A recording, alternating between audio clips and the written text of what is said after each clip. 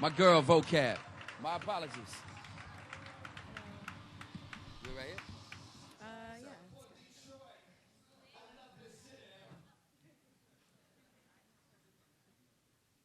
Well, walking down 32nd Street on a Sunday afternoon, I saw him. Decked out in a pocket jacket with skyscrapers casting shadows, could see the sun and I had a thought in common, while we were both grabbing our calculators in a desperate attempt to divide the distances it would take just to touch him. So I start walking. No, not walking, but swerving these hips in his direction, hoping he might be related to Miss Cleo so he could hear me calling him, and I could swear that he did. When he directed his M&M brown eyes at me, see, he was already melting in my mouth. So I turned around to make sure that I was the only girl on the block, and even if I wasn't, I would have pushed them out of the way onto oncoming traffic, and you would have done the same if you had just seen him.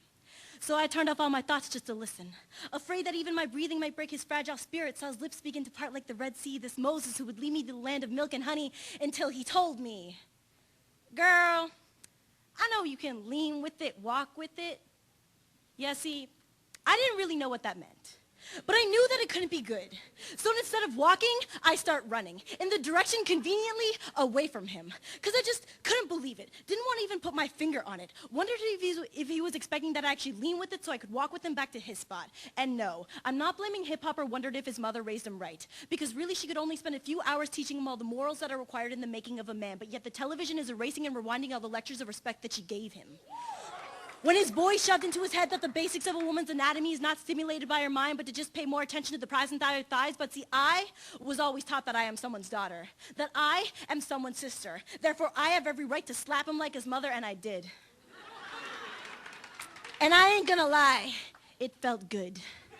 On some Rick James-ish type trip, because what did the 5 fingers say to the face? Slap.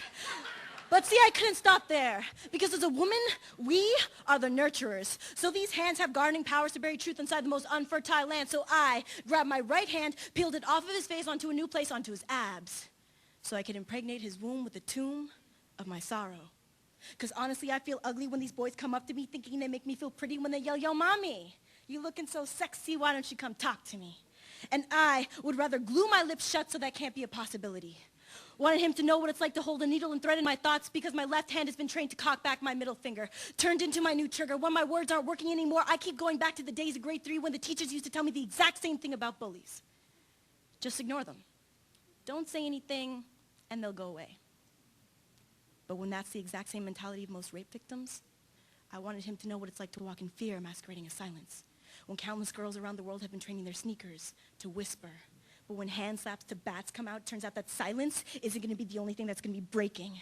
Wanted him to know what it's like to hate the same words that give me comfort. When every little girl wants to believe that she's beautiful, but then they'd rather cut out their own faces after too many men in courtrooms say, well, looking like that, she was asking for it. Because with my soul touching his, I'm using these hands to plant the seed of knowledge into his womb. So 9 months from now, when he finds himself in the maternity ward of a hospital, he can give birth to a real man. Or at least a better pickup line.